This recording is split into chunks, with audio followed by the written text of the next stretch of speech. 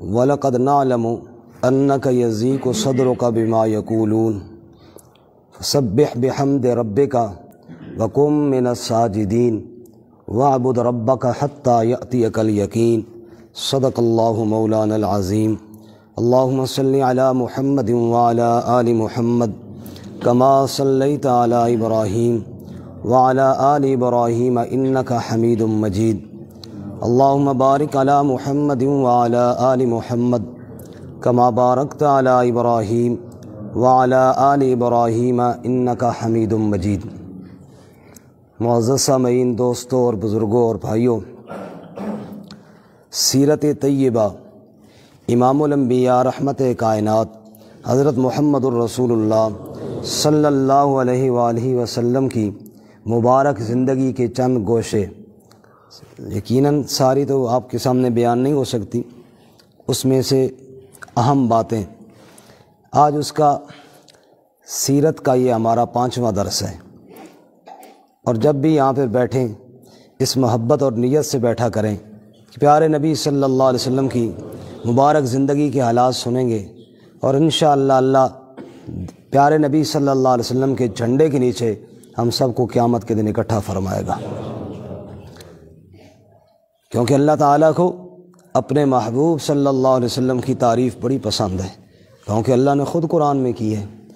بہرکیف اس سے قبل گزشتہ جو ہمارے دروس تھے ان میں آپ صلی اللہ علیہ وسلم کی ولادت سے پہلے کے حالات، پھر آپ صلی اللہ علیہ وسلم کی ولادت کے وقت کے حالات، پھر آپ صلی اللہ علیہ وسلم کی رضاعت یعنی دودھ پلانے اور پینے کے حالات، پھر آپ صلی اللہ علیہ وسلم کی 40 سالہ زندگی نبوت کا اعلان کرنے سے پہلے کے حالات، پھر گزشتہ سبق میں ہم نے آپ صلی اللہ علیہ وسلم کے اعلان نبوت کے کچھ حالات پڑھے اور سنے تھے کہ آپ صلی اللہ علیہ وسلم نے لوگوں کو جمع کیا اور نبوت کا اعلان فرمایا، اور آپ صلی اللہ علیہ وسلم نے انہیں اللہ کے احکامات سنائے جس پر وہ لوگ سیخ پا ہوئے اور آپ کے مخالف ہوئے۔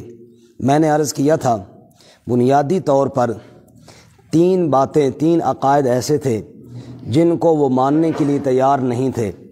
پہلا عقیدہ عقیدہ توحید تھا، اجعل الآلہۃ الہا واحدا ان ھذا لشیء عجاب۔ وہ کہتے تھے سارے معبودوں کو چھوڑ کر ایک اللہ کو معبود بنا لیں، یہ تو بڑی انہونی بات ہے اور بڑی ہی عجیب بات ہے۔ اسی طرح دوسرا ان کا اعتراض جناب رسول اللہ صلی اللہ علیہ وسلم کی رسالت پر تھا۔ وہ کہتے تھے ما لہذا الرسول یأکل الطعام ویمشی فی الاسواق، یہ کیسا رسول ہے جو کھانا بھی کھاتا ہے، بازاروں میں بھی چلتا ہے؟ اگر یہ رسول ہوتا تو کھانا نہ کھاتا، ہماری طرح اس کی بیوی بچے اور گھرانہ نہ ہوتا۔ اس کا جواب بھی اللہ تعالیٰ نے قرآن میں دیا۔ آپ سے پہلے ہم نے جتنے رسول بھیجے الا انہم لیأکلون الطعام ویمشون فی الاسواق، سب کھانا کھاتے تھے، سب بازاروں میں چلتے تھے۔ تیسرا اعتراض ان کا آپ صلی اللہ علیہ وسلم کا یہ عقیدہ بیان کرنا کہ مرنے کے بعد قبروں سے اٹھائے جاؤ گے اور محشر میں اللہ کی بارگاہ میں پیش ہوں گے۔ اس پر ان کا اعتراض تھا اذا مزقتم کل ممزق انکم لفی خلق جدید، چورا چورا ہو جائیں گے تو پھر کیسے اٹھائے جائیں گے؟ یہ بات عقل میں نہیں آتی۔ ان 3 باتوں پر بنیادی طور پر ان کا اعتراض تھا، اور انہی 3 باتوں کی وجہ سے وہ آپ صلی اللہ علیہ وسلم کے مخالف ہوئے۔ اب اس دعوت کو روکنے کے لیے انہوں نے مختلف حربے کیے۔ کبھی آپ کا مذاق اڑاتے، شاعر اور مجنون کہتے نعوذ باللہ، کبھی آپ صلی اللہ علیہ وسلم کو دم کرواتے، کبھی کہتے اچھا جی یہ وہ صاحب ہیں نعوذ باللہ جن کا عرش سے رابطہ ہے، اس طرح کی باتیں کرتے۔ لیکن آپ صبر کے پہاڑ تھے، استقامت کے بہت بڑے پہاڑ تھے، اور آپ ان کی باتوں کی پرواہ کیے بغیر اس کام میں لگے رہے۔ دوسرا حربہ انہوں نے یہ کیا کہ حج کے ایام قریب آئے تو انہوں نے کہا یہ باہر سے جو لوگ آئیں گے اور حج کے لیے اگر انہوں نے آپ کی دعوت سنی تو یہ آپ کی دعوت تو مکہ سے باہر نکل جائے گی، پھر ہمارے لیے مسئلہ ہوگا، تو کیسے اس دعوت کو باہر جانے سے روکا جائے؟ اس پر انہوں نے یہ مشورہ کیا کہ مکہ کے جتنے راستے تھے ان میں چوکیاں بنائیں، جیسے ہمارے پولیس والے بھائی بیٹھے ہوتے ہیں نا، کہتے ہیں تلاشی دے کر دو، رکیے اپنی شناخت کروائیے، انہوں نے ایسی چوکیاں بنائیں، اور جو بھی آتا اس کو کہتے ہیں رکیے ایک اہم بات سن کر جائیے۔ اچھا جی کون سی اہم بات ہے؟ کہتے ہیں ہم تمہارا بھلا چاہتے ہیں، مکہ میں نعوذ باللہ ایک جادوگر ہے، اس کے قریب نہ جانا، اس کی بات نہ سننا، محمد اس کا نام ہے صلی اللہ، جو بھی اس کے قریب جاتا ہے اس پر جادو چل جاتا ہے، نہ جانا۔ یہ ہم تمہیں خیر خواہی کا مشورہ دے رہے ہیں۔ انسان کی فطرت ہے، انسان کی مزاج ہے کہ جس کام سے منع کیا جائے نا اس کام کی طرف اس کا رجحان بڑھتا ہے۔ کیا خیال ہے؟ میں اکثر ساتھیوں کو کہتا ہوں قریب قریب آ جائیں، آپ دور ہوتے ہیں۔ فجر کے درس میں ساتھی ادھر بیٹھتے ہیں، میں کہتا ہوں سامنے بیٹھو، نہیں بیٹھتے، کیونکہ فطرت میں ہے نا کہ جس کام سے منع کیا جائے اس کام کی طرف رجحان زیادہ ہوتا ہے۔ بندہ کہے جی پیچھے مڑ کے نہیں دیکھنا کسی نے، ارے کدے لوگ پتہ نہیں یار پیچھے کیا ہے، دیکھوں تو صحیح۔ اب جب انہوں نے آپ صلی اللہ علیہ وسلم کے بارے میں یہ جھوٹی افواہیں پھیلائیں نا، تو آنے والے ہر فرد کے دل میں ایک جستجو پیدا ہوئی کہ یار دیکھوں تو صحیح کہ وہ جادوگر ہے کیسا، اس کی باتیں کیسی ہیں، وہ کہتا کیا ہے۔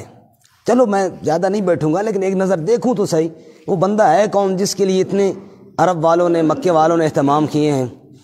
اور اگر کوئی آ جاتا اور آپ کی گفتگو سن لیتا اور ضد اس کے اندر نہ ہوتی بشرطے کہ وہ تو پھر آپ کا غلام ہی بن جاتا۔ ایسے تو کئی واقعات ہوئی ہیں۔ ابو ذر رضی اللہ تعالیٰ عنہ کا واقعہ، جو ہی وہ قبیلہ غفار سے تعلق رکھتے تھے، مکہ آئے تو 3-4 بے ایمان چمٹ گئے ان کو۔ مکہ میں ایک جادوگر ہے، اس کے قریب نہ جانا، ایک ادھر چمٹا ہوا دوسرا ادھر چمٹا ہوا جوں کی طرح، اور نہ جانا بھائی نہ جانا۔ اس نے کہا یار مجھے بھائی نے کہا ہے کہ دیکھ کے آپ مکہ میں جو نبی ہے وہ کیسا ہے، تو میں دیکھنے آیا ہوں، میں کیوں نہ جاؤں؟ او یار اس کا جادو چل جاتا ہے۔ اس نے کہا اللہ خیر کرے گا، تم ٹینشن کیوں لیتے ہو، تم اپنا کام کرو، میں نے جانا ہے۔ ایک ادھر چمٹا ہوا دوسرا ادھر چمٹا ہوا، تیسرے نے پیچھے سے جناب چادر کھینچی، وہ نہ جاؤ ہے نہ جاؤ ہے نہ جاؤ ہے، واسطہ ہی ہوا، لات کا واسطہ ہی ہوا، منات کا واسطہ ہی ہوا، حبل کا واسطہ ہی ہوا، عزا کا واسطہ ہی ہوا، ہر ایک واسطہ ہی یار نہ جاؤ ہے نہ جاؤ، سکا جانا ضرور ہے۔ ہمارے پنجابی کی ایک مثال ہے، ایک جھلیساں 2 جھلیساں بھوری بکری لے کے راسا۔ سمجھ آئی؟ یہ جو میں جس کام کے لیے آیا ہوں نا وہ کام میں نے کر کے ہی چھوڑنا ہے جناب۔ اب جناب آپ صلی اللہ علیہ وسلم کے پیچھے وہ چمٹے ہوئی ہیں جنات، اور اللہ کے نبی بیت اللہ کے قریب بیٹھے ہیں، صحابہ اکرام ساتھ بیٹھے ہیں۔ ابو ذر نے سوال کیا مم منکم محمد صلی اللہ، اور تم میں بتاؤ محمد کون ہے؟ آپ نے فرمایا انا محمد الرسول اللہ صلی اللہ علیہ وآلہ وسلم، اور میرے نبی کے چہرے کے اندر اللہ نے یہ کشش رکھی تھی، اگر ضد سے ہٹ کر کوئی ایک بار بھی دیکھتا نا تو ایمان قبول کیے بغیر رہ نہ سکتا تھا۔ وہ پیچھے وہ نہ جاؤ، اے جادوگر ہے وہ نہ جاؤ، اس نے دیکھا، اس نے کہا لاکھ لعنت ہو تھوڑے اوپر، بھائی مانو یہ جادوگر ہے، جادوگروں کے چہرے ایسے ہوتے ہیں، اتنی رونق جادوگروں کو، ان کے چہرے پر تو نحوست پڑی ہوئی ہوتی ہے، اور میں نے ایسا خوبصورت چہرہ آج تک دیکھا ہی نہیں ہے۔ یعنی ان کے اس طرح کے پروگرام آپ کی دعوت کو روکنے کی اللہ نے فیل کیے۔ رسول اللہ صلی اللہ علیہ وسلم ایک دفعہ فرما رہے تھے کہ اللہ تعالیٰ نے نا ان کے ارادوں کو صحیح خاک میں ملایا، شاید باہر والے آنے والے قافلے میں ہر ایک کے پاس نہ جا سکتا، یہ پہلے ہی اطلاع دے دیتے ہیں، اب ہر ایک خود ہی میرے پاس آ جاتا ہے، مجھے مشقت نہیں کرنی پڑتی، یہ میری دعوت پہلے ہی پہنچا دیتے ہیں، اور ہر بندہ میرے پاس آتا ہے، بات سنتا ہے، جس میں ضد نہیں ہوتی وہ مان لیتا ہے۔ یہ ان کا یعنی حربہ ناکام ہوا، فیل ہوا۔ دوسرا حربہ انہوں نے یہ کیا کہ جو اہل ایمان تھے نا ان کو ستانا شروع کیا، اور جو بھی ایمان قبول کرتا پھر اس پہ ظلم و ستم کے پہاڑ گراتے، حتیٰ کہ اگر کوئی غلام ہوتا نا اس بیچارے کو تو گویا کہ جینے کا حق ہی نہ دیتے۔ یہ ظلم، انہوں نے پھر مظالم کا بازار گرم کیا، اور جب ظلم کی بات آتی ہے تو پھر بلال کا نام لیے بغیر بات آگے کرنا مناسب نہیں ہے۔ امیہ بن خلف، بلال اس کے غلام تھے، وہ اتنا لعین بدبخت تھا کہ بلال کے گلے میں رسی ڈالتا اور شہر کے اوباشوں کو دیتا، لے جاؤ اور اس کو گلیوں میں گھسیٹو، اور پھر بھاری پتھر سینے پر رکھ دیتا دوپہر کے وقت پورا بدن مار مار کے چھلنی کر دیتا، اور لعین کبھی زخموں کے اوپر پانی کے اندر نمک ملا کر چھڑکتا، اور پھر جب وہ تڑپتے تو پوچھتا بتا بھائی اب بھی رب کا نام لے گا؟ تو بلال کہتے ہو بھائی جتنا مزہ مجھے اب آ رہا ہے نا، پہلے ساری زندگی اتنا مزہ نہیں آیا تھا۔ اسی کے نام پر مرے، اسی کے نام جیتا جا، اسی کے نام کی میں ہو تو بھر بھر جام پیتا جا، رہے توحید میں گر ہوں سمندر شرک کے حائل، لگا دے جست موجوں میں تو پتھروں پر گھسیٹا جا، وہی خالق وہی مالک وہی داتا وہی مشکل کشا سب کا، وہی ایک غوث اعظم ہے یہی للکار دیتا جا۔ بلال نے کہا میرے بدن کے ٹکڑے کر لو لیکن احد احد کی صدائیں میں نہیں چھوڑوں گا۔ سبحان ثانی احمد مختار تو کیا لاؤ گے، اس کی امت کی مثالیں بھی نہیں پاؤ گے۔ جزاک اللہ۔ نبی پاک صلی اللہ علیہ وسلم کیا ثانی اور آپ جیسا کوئی کہاں سے لائے گا، آپ کے غلاموں جیسا بھی تمہیں کوئی ملے گا نہیں۔ اسی طرح اور چند نام ہیں، خباب بن ارت رضی اللہ تعالیٰ عنہ، یہ بھی غلام تھے ایک عورت کے، اور لوہے کا کام کرتے تھے، لوہار تھے وہ۔ ظالمہ لوہے کا ایک حصہ جو آگ میں گرم کرتے ہیں نا، آپ نے دیکھا ہوگا لوہار بھٹی میں گرم کرتے ہیں، جب خوب سرخ ہو جاتا ہے پھر اس سے موڑ کر چیزیں اور اوزار بناتے ہیں، جب وہ آگ کا حصہ لوہے کا وہ ٹکڑا گرم ہو جاتا وہ بدبخت اٹھا کر آپ کی کمر پر رکھتی، اس طرح آپ کو اذیت دیتی۔ ایک دفعہ یہ بھی آتا ہے کہ اس نے بھٹی کے اندر بھی پھینکا، اور حضرت عمر رضی اللہ تعالیٰ نے بعد میں ایک دفعہ حضرت خباب سے کہا تھا یار خباب وہ مجھے کچھ سناؤ نا آپ کے ساتھ کیا ظلم ہوتے تھے۔ حضرت خباب نے فرمایا امیر المومنین سناؤں یا دکھاؤں؟ فرمایا دکھاؤ گے کیسے؟ انہوں نے کہا میں قمیض پیچھے اٹھاتا ہوں میری پیٹھ دیکھ لیں۔ عمر کہتے ہیں میں نے پیٹھ دیکھی تو تڑپ گیا، اتنے گڑھے بنے ہوئی ہیں۔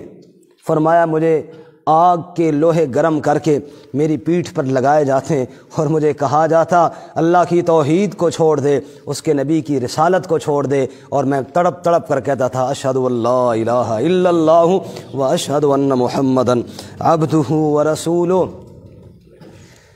اللہ، مردوں کو تو ستایا گیا، عورتوں کو بھی نہیں چھوڑا گیا۔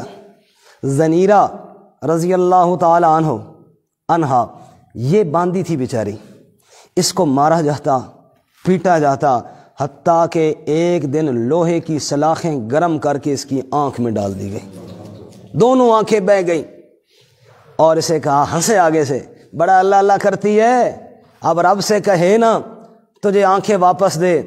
زنیرہ نے ہاتھ پھیلائے یا اللہ ان کا منہ بند کر، تو قدرت والا ہے، تو میری بینائی لوٹا سکتا ہے، اور اللہ نے زنیرہ کی بینائی دوبارہ لوٹا دی۔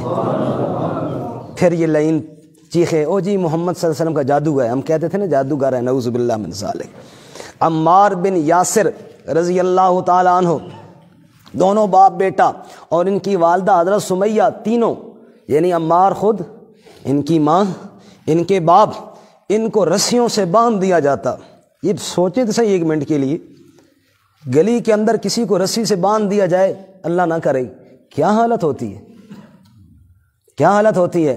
ان کو رسیوں سے باندھ دیا جاتا، اوپر پتھر رکھ دیے جاتے، سارا دن دھوپ میں پڑے رہتے، پاؤں پہ رسی ہے، ہاتھوں میں رسی ہے۔ اللہ کے نبی وہاں سے گزرتے اور آپ فرماتے اصبروا آل یاسر ان موعدکم الجنہ، اوے یاسر کے گھرانے والو صبر کا دامن نہ چھوڑنا، بس جنت تمہارا انتظار کر رہی ہے۔ اور حضرت سمیہ حضرت عمار کی والدہ، یہ وہ مظلوم خاتون ہیں جن کی ایک ٹانگ ابو جہل بدبخت نے ایک اونٹ سے باندھی اور دوسری ٹانگ دوسرے اونٹ سے باندھی، اور کہا لا الہ الا اللہ کا اقرار چھوڑ ورنہ اس اونٹ کو ادھر دوڑاؤں گا اور دوسرے کو ادھر دوڑاؤں گا، چیر کے رکھ دوں گا۔ حضرت سمیہ نے کہا تھا تجھے بھول ہے، 2 ٹکڑے نہیں میرے 200 ٹکڑے کر کے دیکھ لے، میرے ہر ٹکڑے سے آواز آئے گی لا الہ الا اللہ۔ سبحان اللہ، سب کہو سبحان اللہ۔ رضوان اللہ تعالی علیہم اجمعین، کیسے عظیم لوگ تھے۔ حضرت عثمان بن عفان خلیفہ ثالث، ان کا چچا ان کو چٹائی میں منہ ڈال کر دھواں دیتا، مطلب ایسی حرکتیں کہ انسان شرما جائے، عقل حیران رہ جائے، لیکن یہ ظلم کر کر کے بھی تھک گئے، کوئی بندہ ایمان سے پھرا نہیں ہے، تو تیر آزما ہم جگر آزمائیں۔ خیر اونا کا گل یہ بھی نہ بنی، ہم نے بہت ظلم کیا۔ پھر جناب رسول اللہ صلی اللہ علیہ وسلم کی طرف پہلے اتنی جرت نہیں کرتے تھے، چونکہ آپ کا ایک مقام تھا، آپ کو اللہ نے روب دیا ہوا تھا، آپ کی طرف ابتداً حضور کی طرف اتنی ہمت نہ کرتے، صحابہ کو ستاتے، آپ صلی اللہ علیہ وسلم کو شروع میں نہ ستاتے۔ پھر آپ صلی اللہ علیہ وسلم کی طرف بھی انہوں نے تھوڑا بہت دست درازیاں شروع کی۔ یہ امیہ تھا نا جو بلال کو تڑپاتا تھا، اس کا دوسرا بھائی تھا ابی بن خلف، خلف کے بیٹے تھے یہ دونوں۔ اس بدبخت نے نبی پاک صلی اللہ علیہ وسلم سے کہا میں نے گھوڑا پالا ہوا ہے، 3 سا جو یا چنے اس کو روز کھلاتا ہوں، اس پر سوار ہو کر محمد تجھے قتل کروں گا، نعوذ باللہ من ذالک۔ آج فرمایا بچو تجھے میں ہی ماروں گا انشاءاللہ۔ عہد والے دن یہ چھپ رہا تھا اور کہہ رہا تھا کہ آج اگر میں نے محمد صلی اللہ علیہ وسلم کو مارا تو فبیا، نہ مارا تو مجھے ڈر ہے کہ وہ مجھے نہ مار دیں۔ چنانچہ یہ بدبخت آپ کی طرف آیا اور آپ نے نیزہ لے کے تھوڑا سا اس کی طرف مارا، خراش لگی، بیل کی طرح چیختا ہوا گیا۔ لوگوں نے کہا وہ شرم کرو، اتنا بڑا زخم تو نہیں ہے۔ اس کا زخم تو نہیں ہے، لیکن پتہ یہ زخم لگایا کس نے ہے؟ ہاں یہ آمنہ کے لال نے لگایا ہے۔ اللہ کی قسم، لات عزا کی قسم، مجھے اس زخم سے اتنی تکلیف ہو رہی ہے، بڑے بڑے زخموں سے اتنی کبھی تکلیف نہیں ہوئی تھی۔ چنانچہ بدبخت تڑپ تڑپ کر اسی زخم میں مر گیا۔ ابو لہب آپ کا چچا، اپنے ہی جب بیگانے ہو جائے میرے بھائی، پھر بیگانوں پہ گلا ہی نہیں رہتا نا۔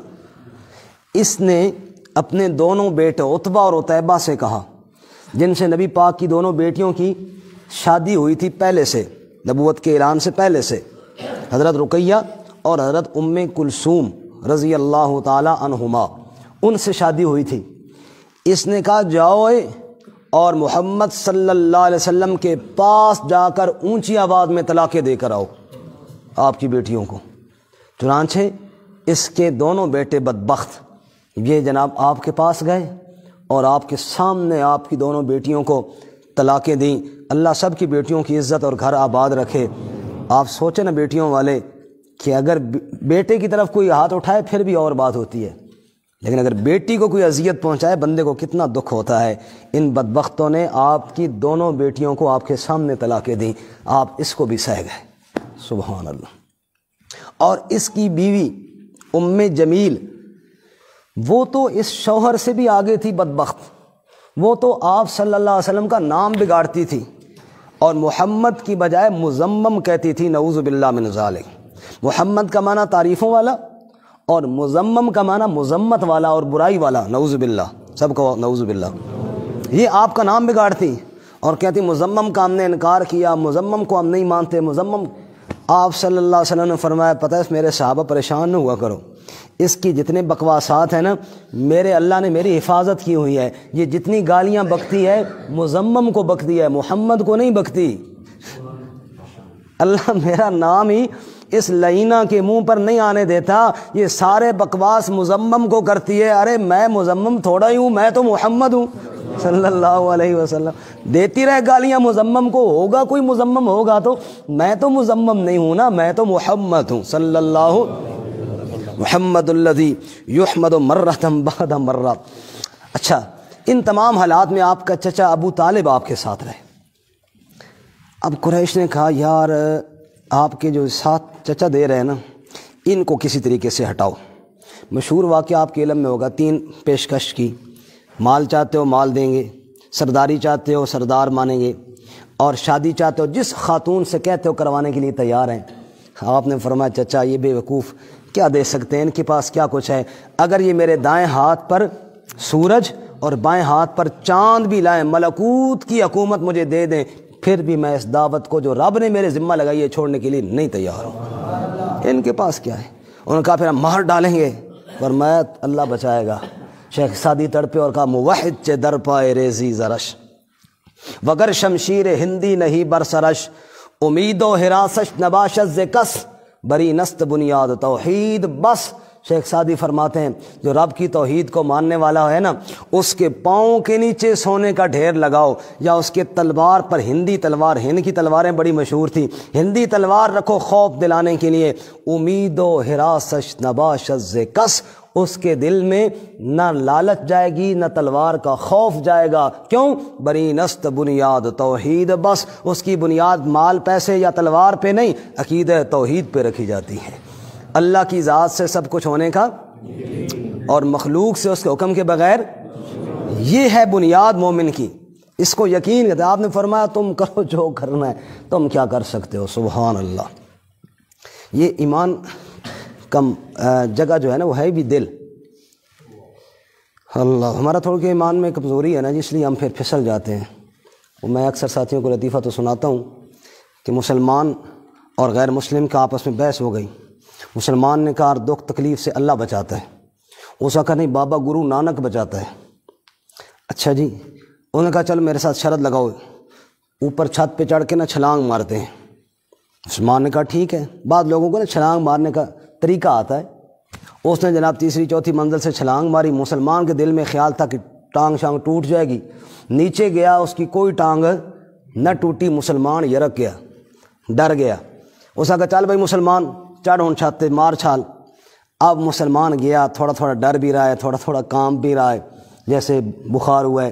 اوپر گیا، چھلانگ مارنے لگا، کہنے لگا یا اللہ تیری ذات پر میرا ایمان ہے، تو ہی بچانے والا ہے، مجھے بچانا.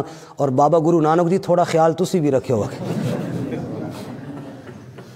یہ ایمان ہے کہ کوئی جناب اللہ خیال رکھے اور کوئی بابا جی خیال رکھے. ہم نے مکان بنایا، اوپر ماشاء اللہ کی تختی لگا لی، نال ہانڈی بھی ہم الٹی کر لی. گاڑی لی، اوپر ماشاء اللہ بھی لکھوا لیا، نال کاری لیر بھی بند تھی، کپڑا بھی، کہ جناب اس سے حفاظت ہوگی. میرا بھائی ایمان جی ہے کہ ماشاء اللہ لا قوت الا باللہ، بس میرا رب بچائے گا اور اب کسی چیز کی ضرورت. یہ کون سا ایمان ہے کہ تھوڑا ادھر اور تھوڑا کوڑ کوڑ ادھر اور انڈا ادھر. خیر، حالات یہ بنے. ابو طالب ایک دن آپ صلی اللہ علیہ وسلم سے کہنے لگے بھتیجے کچھ رحم کر اپنی ذات پر اور کچھ میرا بھی خیال کر، اتنا بوجھ میرے اوپر نہ ڈال کہ جو میں برداشت نہ کر سکوں. ظاہر پوری برادری مخالف ہو، بندہ کب تک برداشت کرتا ہے. آپ نے فرمایا چاچا جان بات سنیں، اگر آپ کے آنسو بھر آئے، آپ نے فرمایا مجھے اس کام کے لیے میں خود نہیں اٹھا، میرے رب نے اٹھایا ہے. اگر آپ ساتھ دے سکتے ہیں تو دیں، نہیں دے سکتے تو میں آپ پہ کوئی خفا نہیں ہوں. آپ کہہ دیں مکے والوں کو میرا محمد صلی اللہ علیہ وسلم کے اوپر کوئی حفاظت اور ذمہ داری نہیں ہے، جو مرضی آئے کرو، میں اللہ کی قسم تنہا ان سے ٹکرا جاؤں گا. طالب کا نام بھتیجے ایسی بات نہیں ہے، میں آپ کے ساتھ ہوں، آپ جاری رکھیں. خیر، ایک دن بڑی بےہودہ اور عجیب بات مشرکین نے ابو طالب سے کہی. کہنے لگے ابو طالب یار تیرے نال ایک سودا نہ کریے. آپ نے فرمایا کون سا؟ کہ دیکھ عمارہ بن ولید، یہ بڑا بانکا اور خوبصورت لڑکا ہے مکے میں، ہم وہ تجھے دے دیتے ہیں، اس کو تو بیٹا بنا لے، اور محمد کو ہمارے حوالے کر دے، ہم اس کو مار دیتے ہیں، یہ سودا کر ہمارے ساتھ. ابو طالب نے بڑا دلچسپ دعا دی، ان کا صدقے جاؤں، میرا بیٹا مارنے کے لیے لے جاتے اور اپنے بیٹے کو مجھ سے پلواتے ہو، بے ایمانو، جاؤ اپنے بیٹے کو واپس لے جاؤ، میرا بیٹا محمد ہے اور میں اپنے بیٹے محمد کے ساتھ ہی رہوں گا انشاءاللہ. چنانچہ انہوں نے ان کی جو ہے نا بات ٹھکرا دی. خیر، اس کے ساتھ پھر کیا ہوا؟ پھر ہجرت حبشہ ہوئی. جب مظالم بڑھے نا، پھر آپ نے ہجرت کی اجازت اللہ کی طرف سے صحابہ کو دی. چنانچہ 2 دفعہ ہجرت حبشہ ہوئی. پہلی میں 12 مرد اور 3 یا 4 عورتیں تھیں. اب وہ جناب چھپ کے رات کی تاریکی میں حبشہ چلے گئے. پیچھے ایک عجیب واقعہ ہوا. آپ صلی اللہ علیہ وسلم سورۃ النجم کی تلاوت فرما رہے تھے، 27ویں پارے میں ہے جی. سورۃ النجم میں آخر میں سجدے کی آیت آتی ہے، میں پڑھنے لگا ہوں لیکن سجدہ سب پہ لازم ہو جائے گا. فَاسْجُدُوا لِلَّهِ وَاعْبُدُوا، اللہ کا سجدہ کرو اور اللہ کی عبادت کرو. آپ مشرکین کے سامنے یہ تلاوت فرما رہے تھے اور ایسے انداز سے تلاوت فرما رہے تھے، اور پھر جب سجدے کا حکم آیا آپ نے سجدہ کیا تو مشرکین نے بھی سجدہ کر لیا.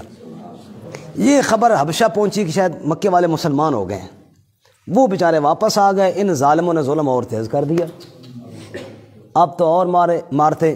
چنانچہ دوسری ہجرت حبشہ ہوئی جس کے اندر 83 تقریباً مرد تھے اور 18 کے لگ بھگ عورتیں تھیں. اور پھر یہ رات کے سناٹے میں چھپ کر نکل گئے اور اس طرح یہ حبشہ چلے گئے. اور یہی دوسری ہجرت حبشہ کے وقت ہی قافلہ گیا تھا مکے والوں کا حبشہ. حبشے کا بادشاہ نجاشی، اس کے پاس یہ سارے بے ایمان ملے اور کہنے لگے ہمارے ملک سے، ہمارے مکہ سے کچھ ہمارے غلام بھاگ کر ہیں۔ جھوٹ بولا انہوں نے، حالانکہ غلام تھوڑی تھے سارے، یہ غلام بھاگ کے آئے ہیں، ان کو ہمارے حوالے کیا جائے، اور ساتھ ہی ذرا چپر لگائی کہ وہ عیسیٰ علیہ السلام کے مخالف ہیں۔ اور یہ یاد رکھنا، عوام کو طیش دلانے کا بڑا آسان طریقہ ہوتا ہے، وہ جی یہ تو کسی مندے نہیں، جی یہ تو گستاخ ہیں، جی نبی پاک کے گستاخ ہیں، یہ تو فلاں کے گستاخ ہیں۔ اس طرح جب کہا جاتا ہے نا جی، تو پھر کیا ہوتا ہے کہ لوگ جناب وہ مخالفت پہ اتر آتے ہیں۔ انہوں نے ایسے ہی کیا جی۔ ایک بادشاہ کے سامنے ایک بندہ گیا نا، رومال میں جوتی لپیٹے ہوئی ہے، اس نے کہا جی بادشاہ سلامت امیر المومنین، ھذا نالین و رسول اللہ صلی اللہ علیہ وسلم، یہ رسول اللہ کے نالین پاک ہیں جی۔ انہوں نے لیا، چوما، اس کو انعام دیا، وہ چلا گیا تو اس نے خدام سے کہا پھینک دو، میں بے ایمان تھا، جھوٹ بولتا تھا، نبی پاک نالین کدھر آئے اس کے پاس؟ لوگوں نے کہا جی آپ نے اس وقت انعام بھی دیا اور چوما بھی۔ فرمایا اگر میں اس وقت انعام نہ دیتا نا تو یہ بے ایمان باہر جا کے پتہ کیا کہتا ہے، او جی بادشاہ نبی پاک نے نالین دی توہین کر دیتی ہے۔ اور عوام تو پھر سوچتے نہیں ہیں نا جی، ایکشن پہلے لیتے ہیں۔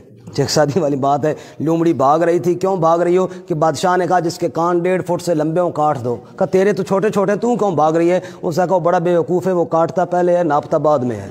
عوام کی تو پھر یہی حالت ہوتی ہے، او جی واقعی گستاخ ہے، تحقیق تو کرو بھائی، نبی پاک کے نالین کی توہین کی ہے یا جو آپ نے خواہ مخواہ اپنی طرف سے ایک بات گھڑی ہے اس کی بے ادبی کی ہے؟ اس نے کہا اب میں نے تھوڑا انعام دے دیا، اب وہ بدبخت چپ رہے گا، کوئی بات میرے خلاف نہیں کرے گا۔ انہوں نے اس طرح تڑپایا ان کو، یعنی بھڑکایا، تڑپایا نا بھڑکایا کہ عیسیٰ علیہ السلام کے گستاخ ہیں۔ صحابہ کرام کی طرف پیغام آیا، نجاشی ذرا سمجھدار تھا، اس نے کہا یار جب تک دوسرے آدمی کی بات نہ سنی جائے نا فیصلہ نہیں کرتا۔ اس نے صحابہ کرام کی طرف پیغام بھیجا میرے دربار میں آؤ۔ صحابہ کرام گئے، حضرت جعفر طیار رضی اللہ تعالیٰ عنہ وہ امیر تھے اس وقت۔ صحابہ کرام نے مشورہ کیا بھائی بادشاہ کے دربار میں جب جائیں گے تو کیسے جائیں، کیونکہ ضابطہ اور اصول اس وقت بادشاہ کے درباروں کا یہ تھا جو جاتا سجدہ کرتا۔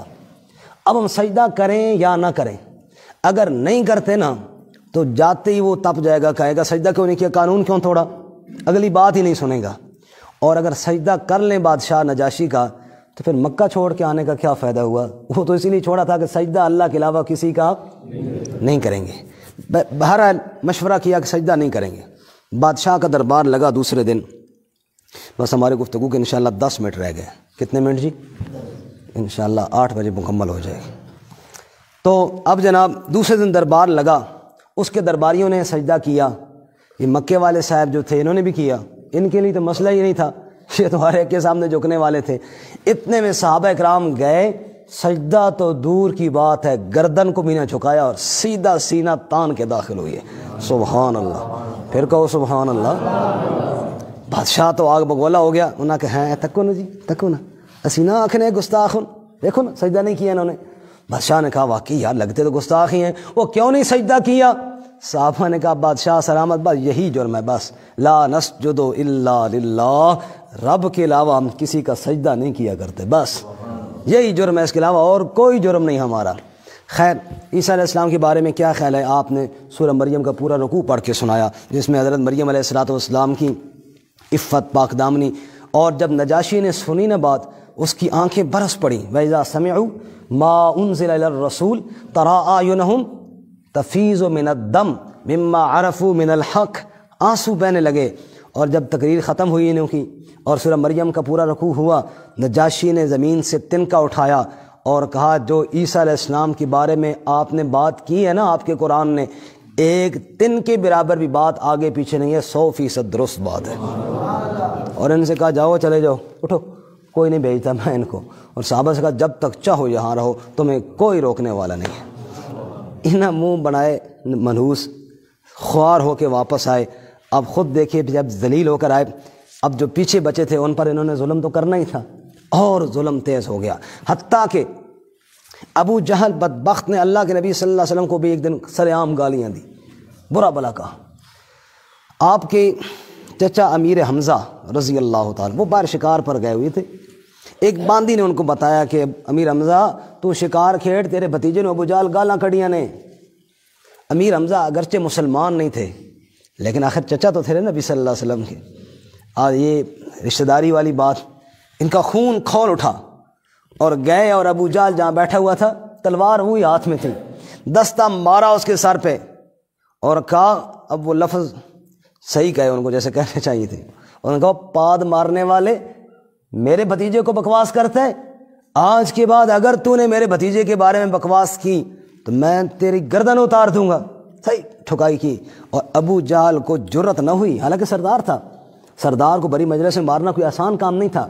امیر حمزہ واپس پلٹے, نبی پاک افسردہ بیٹھے ہوئے تھے.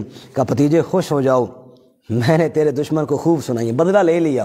اب سنا چاچا جان بہت شکریہ. کہا سن رہے ہو میں نے ابو جہل کو مارا ہے؟ کہا جی سن رہا ہوں, بہت شکریہ. امیر حمزہ نے کہا شکریہ تو ادا کر رہے ہیں لیکن کوئی خوشی کا جیسے اظہار ہوتا ہے نا, بڑا کام کوئی بندہ کرے تو زیادہ خوش ہوتا ہے, واہ جی واہ, ایسی بات آپ نے کوئی نہ کہی. امیر حمزہ نے کہا تجھے سمجھ شاید نہیں آ رہی, سردار کو مار کے آیا ہوں. کہا چچا سمجھ آ گئی ہے, بڑی مہربانی آپ کی. کہا خوش کیوں نہیں ہو رہے ہو؟ کہا خوش تو اس دن ہوں گا جب آپ ایمان لے آئیں گے. تو کسی کو مارنے سے میں نہیں خوش ہوتا. کہا بھتیجے پھر خوش ہو جاؤ, لا الہ الا اللہ محمد الرسول اللہ. امیر حمزہ آپ کی غلامی میں آ گیا, آپ کے چچا, سبحان اللہ. ان کا ذکر آیا تو ایک بات ان کی سناؤں. صرف 2 سال آپ سے بڑے تھے, اور 2 سال کی عمر کوئی اتنی زیادہ نہیں ہوتی نا, عموماً پتہ نہیں چلتا ایک 2 سال کا بندہ. تو آپ صلی اللہ علیہ وسلم اور امیر حمزہ بظاہر نا ایک جیسے لگتے تھے. ایک دن ایک صحابی نے پوچھا امیر حمزہ یہ بتاؤ کہ آپ بڑے ہو یا نبی پاک بڑے ہیں؟ سوال سمجھنا اور جواب سننا, مزہ نہ آئے تو پیسے واپس. کہتے ہیں آپ بڑے ہو یا نبی پاک صلی اللہ علیہ وسلم بڑے ہیں؟ امیر حمزہ نے فرمایا ہوا اکبر منی و اسن منو. او بھائی بڑے تو نبی پاک ہیں, ویسے عمر میری 2 سال زیادہ ہے. بڑے کون ہیں؟ کوئی سمجھ آئیے کہ کوئی نہیں آئی؟ اتنی گل نکل گئی. بڑے تو نبی پاک ہیں, وہ اللہ کے نبی ہیں, میں امتی ہوں, میں کیسے بڑا ہو سکتا ہوں نبی پاک سے؟ میں تو چھوٹا ہوں, آپ بڑے ہیں. باقی رہی بات عمر کی تو وہ میری زیادہ ہے آپ صلی اللہ علیہ وسلم سے. یہ مسلمان ہوئے. لیکن مظالم پھر بھی ہے. دار ارقم میں آپ چھپ کے تعلیم دے رہے ہیں, ادھر اللہ کے نبی نے دعا مانگی, اے اللہ یہ عمر بن ہشام, ابو جہل اور عمر بن خطاب, اگر ان میں سے کسی کو ایمان دے دینا, یہ ذرا دھرنٹ جے بنے نے تے بندہ ذرا تکڑا ہوئے نا تے بڑے بڑے سامنے نہیں آتے. یہ اگر آ جائیں, اے اللہ اگر تو توفیق دے دے ان کو تو بہت اچھا ہو جائے. ادھر ابو جہل نے عمر کو تھوڑا تھپکیاں لگائیں, نبی پاک کو مار نہ دیں. عمر کا گال تھا ٹھیک ہے, مارنا چاہیے تھا. تلوار لی, آپ صلی اللہ علیہ وسلم کے قتل کے ارادے سے نکل پڑے. راستے میں ایک صحابی ملے, عمر کدھر جا رہے ہو؟ اسے کہا جا رہا ہوں عبداللہ کے بیٹے کو آج ختم کرنے جا رہا ہوں. اسے کہا صبر صبر, عبداللہ کے بیٹے کو بعد میں ختم کرنا, پتہ ہے تیری بہن اور تیرا بہنوئی دونوں مسلمان ہیں, اپنے گھر کی خبر لے, نبی پاک کو بعد میں مارنا. بس یہ سننا تھا.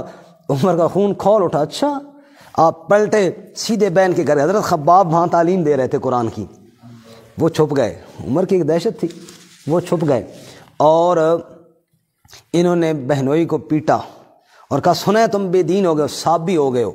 انہوں نے فرمایا میں بے دین اور صابی نہیں ہوا, میں ایمان لے آیا ہوں. عمر کو اور غصہ آیا, جواب دینا ہے میں نے, اور مارا. باپ دادا کی دین کو چھوڑ دیے, کہا اگر باپ دادا کا دین سچا نہ ہو تو پھر کیا کروں, اور مارا.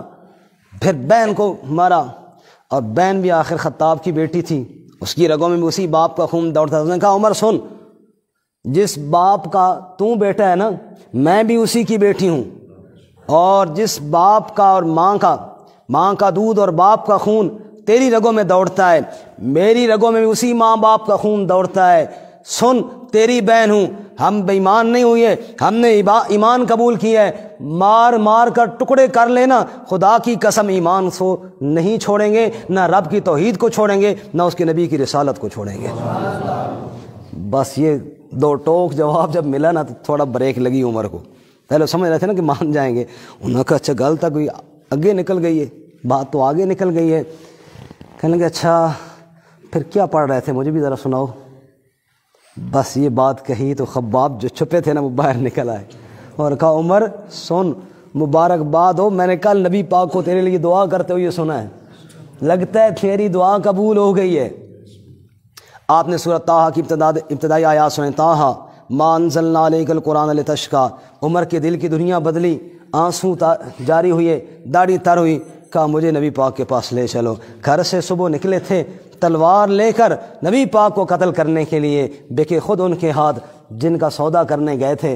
پھر جناب تلوار اسی طرح عمر کے ہاتھ میں ہے، اور جناب نبی پاک کی طرف گئے، وہاں حضرت حمزہ آگے چوکیداری کر رہے تھے۔ کہا یا رسول اللہ عمر آ رہا ہے اور تلوار ہاتھ میں، فرمایا آنے دو، اگر اچھی نیت سے آیا تو فبیا، نہیں تو تلوار عمر کی ہوگی اور گردن بھی اسی کی ہوگی۔ عمر آئے، حضرت امیر حمزہ نے روکا، الا رسلک یا عمر، اور رک جا عمر، خیر تو ہے، کدھر جا رہا ہے؟ اب عمر وہ والا عمر نہیں رہا تھا۔ عمر نے کہا یار حمزہ مجھے مت روک، اب میں کسی اور نیت سے نہیں جا رہا ہوں، اب تو میں غلامیاں کرنے جا رہا ہوں۔ سبحان اللہ۔ پھر گئے آپ کے پاس، کلمہ شہادت پڑھا، اور صحابہ اکرام نے خوشی میں نعرہ تکبیر لگایا، تمہیں یارو مبارک ہو، عمر ابن خطاب آیا، خدا سے میں نے مانگا تھا، دعاؤں کا جواب آیا۔ پھر عمر نے کہا یا رسول اللہ نماز کدھر پڑھیں گے؟ کہا جی ارکم کے گھر میں۔ کہا جی بیت اللہ میں نہیں پڑھی جا سکتی؟ کہا عمر کیوں نہیں پڑھی جا سکتی؟ ادھر لوگ پڑھنے نہیں دیتے۔ کہ یا رسول اللہ وہ اور دور تھا جب پڑھنے نہیں دیتے تھے، اب آپ کا غلام عمر ہے، آج میں دیکھتا ہوں کون آپ کو روکتا ہے۔ پڑھیں گے آج کعبہ میں، وہ روکے جس کی طاقت ہو، اڑا دوں گا میں سر اس کا، کفر کا جو نواب آیا، تمہیں یارو مبارک ہو، عمر ابن خطاب آیا۔ عمر نے تلوار ہاتھ میں لی، آگے عمر جا رہے ہیں، پیچھے اللہ کے نبی اور صحابہ کرام کا لشکر، اور عمر مکہ کی گلیوں میں اعلان کرتے جا رہے ہیں۔ اگر کسی کو یہ شوق ہو کہ آج اس کی بیوی بیوہ ہو جائے، آج اس کے بچے یتیم ہو جائیں، آج اس کی ماں اس کی میت پر روئے، آئے عمر کا راستہ روکے۔ عمر اللہ کے نبی کو لے کر بیت اللہ میں نماز پڑھنے جا رہا ہے، اور پھر سیدھا ابو جہل کے گھر گیا، دستک دی، اندروں حاجی ابو جہل نکلا، ہو مرحبا مرحبا، اس نے سمجھا شاید قتل کر کے آ گئے ہیں، واہ واہ واہ واہ واہ، سناؤ جی کیسے آنا ہوا؟ فرمایا یہ بتانے آیا ہوں کہ میں ایمان لے آیا ہوں، محمد کا غلام بن گیا۔ ابو جہل دروازہ بند کر کے نٹھے اندر، نشے، فرمایا جا جدھر مرضی ہے جا، اب جناب میں ایمان تو لے آیا ہوں۔ باہر کے آخری بات، بالکل آخری بات، پھر آپ صلی اللہ علیہ وسلم کی جب دعوت کو تھوڑی تقویت ملی، تو پھر جب انسان سمجھتا ہے کہ اب اور کوئی نہیں، پھر انتہائی پہلو، انتہائی قدم اٹھاتا ہے نا، پھر مشرکین نے انتہائی قدم اٹھایا، انہوں نے کہا کہ بائیکاٹ کرتے ہیں ان کے ساتھ مکمل، حتیٰ کہ نہ خوشی میں نہ غمی میں اور نہ پیسوں کی کوئی چیز ان کو دیں گے۔ شیب ابی طالب میں بند کر دیا، اور آپ کی ساری برادری ابو لہب کے علاوہ آپ کے ساتھ شیب ابی طالب میں بند ہو گئی، اور ایک صحیفہ تحریر لکھی کہ جس میں یہ لکھا کہ ان کے ساتھ ہمارا کوئی تعلق نہیں ہوگا، اور اس کو بیت اللہ میں لٹکایا، چونکہ ان کا دستور تھا کوئی اہم معاملہ ہوتا تو وہاں لٹکا دیتے، وہاں لٹکایا۔ 3 سال تک شیب ابی طالب میں آپ بند رہے۔ صحابہ اکرام نے کہا، مدینہ والوں نے، وہ بتاؤ شیب ابی طالب میں کیسے گزارا ہوتا تھا؟ کہ کھجور ایک دن میں ایک مل جاتی تھی، اسی پر گزارا کرتے تھے۔ ارے پورے دن میں ایک کھجور؟ فرمایا ہاں، اس کی قدر تو ہمیں اس وقت آئی نا جب وہ ایک کھجور بھی ختم ہو گئی۔ پھر کیا تھا؟ پھر ہم نے پتے کھائے، پھر ہم نے گھاس توڑ کر کھائے، پھر پتے بھی ختم ہوئے، پھر ہم نے خشک پتے، پھر جناب ہم نے کھجوروں کی گٹھلیوں کو پتھروں پہ کوٹ کر ان کو کھایا، لیکن نبی پاک کا ساتھ نہیں چھوڑا۔ نحن الذین بایعوا محمدا علی الاسلام ما بقینا ابدا، ہم وہ لوگ ہیں جنہوں نے محمد صلی اللہ علیہ وسلم کے ہاتھ پر بیعت کی ہے، علی الاسلام ما بقینا ابدا، جب تک جسم میں جان رہے گی اسلام اور آپ کا ساتھ کبھی نہیں چھوڑیں گے۔ 3 سال کے بعد صحیفے کو دیمک نے چاٹا، اور اس طرح یہ معاہدہ ختم ہوا۔ پھر آپ باہر آئے، اور اس کے بعد انشاءاللہ ہم اگلے درس میں عرض کریں گے۔ اللہ تعالیٰ میں سیرت طیبہ کو اپنانے کی توفیق عطا فرمائے۔ وآخر دعوانا ان الحمدللہ۔